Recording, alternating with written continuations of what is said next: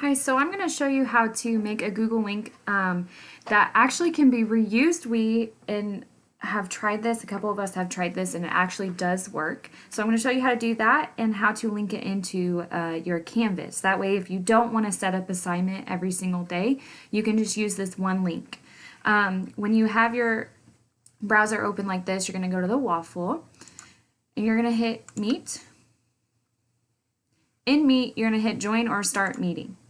Now, one thing we did notice is do not nickname it. If you nickname it, we realize that you cannot get back into the meeting. So if you want to use the same link, instead of having to create a link day after day after day or week after week, don't nickname it.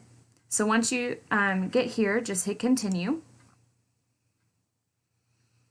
And it's going to bring up this screen.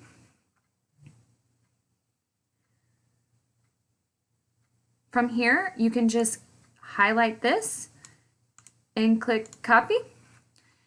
Then you're just gonna go over to your Canvas. So I have a button for Google Meet, but again, you can just type in Google Meet and link it to words or link it to a button. So I'm gonna go to my button and I'm gonna link an external link. I'm gonna put in my Google Meet link and it should work.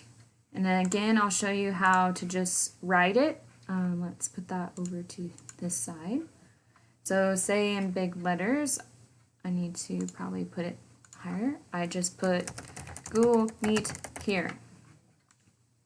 I highlight those words, put an external link, put my Google Meet link, hit done. And so it's either going to be linked here, or if you have a button, you can link it here. So it might have, nope, I should be fine. Okay, save. And I always double check to make sure that it works. But if you have a button and it links, they just click on here, you just click on here, and it takes you straight to your Google Meet. And then same for if you put it in over a text. So I hope this makes it a little bit easier.